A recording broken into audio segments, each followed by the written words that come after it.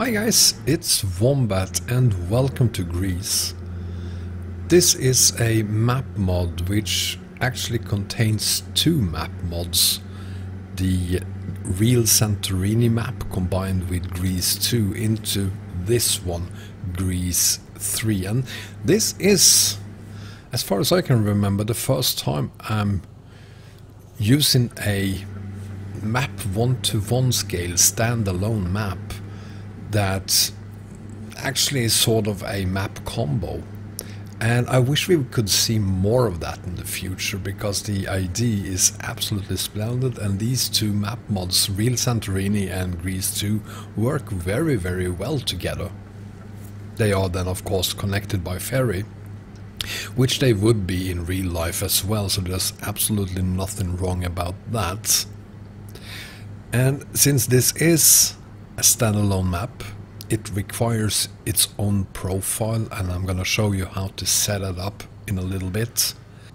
But first, a little more information about the map. It contains 16 cities, and according to the creator, Manolis Petsas, it contains over 150 kilometers of road, which doesn't sound like a lot, but 150 kilometers of road on a 1-to-1 scale is almost 3,000 kilometers of road on a regular 1-to-19 scale map. Will add that I did my own checks on how many kilometers of roads there are here, and I'm not really sure there's actually 150 kilometers or more of road here. I'm gonna go ahead and say there's about 130 kilometers of road, which is equivalent to 2,500 kilometers of roads on a regular 1-to-19 scale map. But doesn't really matter if it's 2,500 or 3,000 kilometers of road. You're gonna be able to spend quite a few hours here on the beautiful coasts on the islands of Greece using this map mod. I would also normally say something about the requirements for this map, and by looking at what the map creator says about it, it seems to be a map that requires a ton of graphic and CPU power from your PC. That's not the case. I haven't had any problems running this map at 60 frames per second on my potato, so I'm not going to say that that is a problem. He is also warning about some problems that might exist if you are using DirectX 9 instead of OpenGL. Don't think that is an issue either. I think these troubleshootings that he have added as information to the page where his mod has been released is probably very old information, so I'm not gonna bother with going through that together with you guys. Just look at this map and treat it like any other standalone 1-to-1 scale map mod. There's nothing strange or odd about it, in my opinion, that is. Anyway, first things you need to do to get this map up and running is to create your own profile. So let's start by doing exactly that.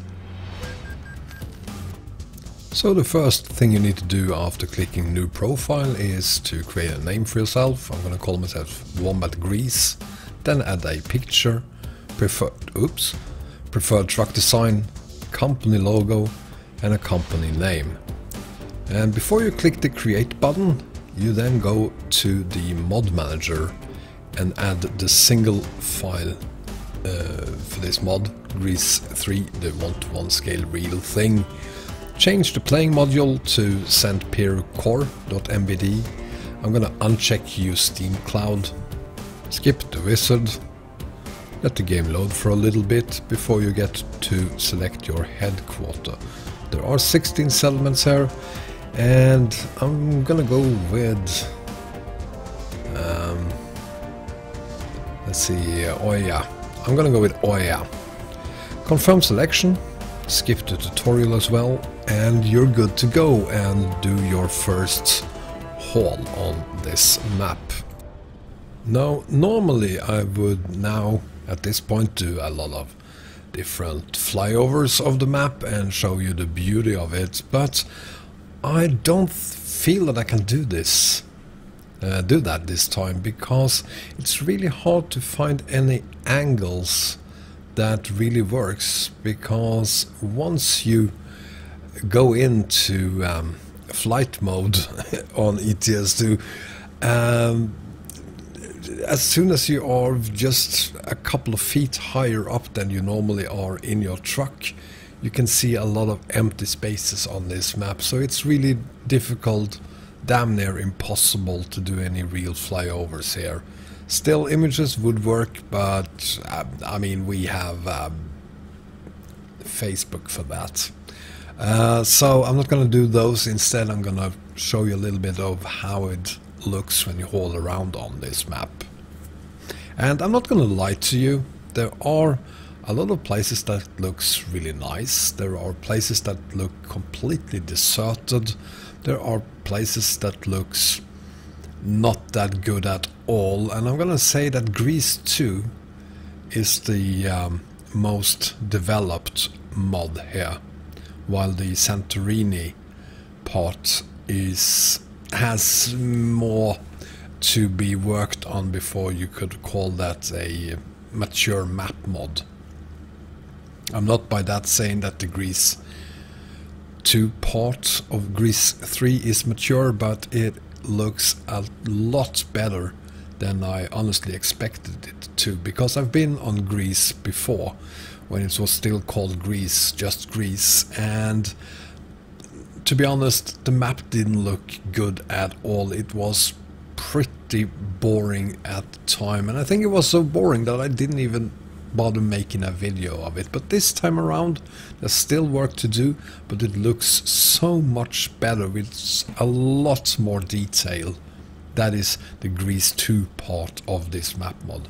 Santorini, on the other hand, has a lot of personality, and I've never been on a map mod with that many houses of the same version. I mean, it's just these same empty shells with blue doors and shot blue windows all over the place, and people are walking by the road everywhere, which is kind of odd but charming at some kind of level at the same time.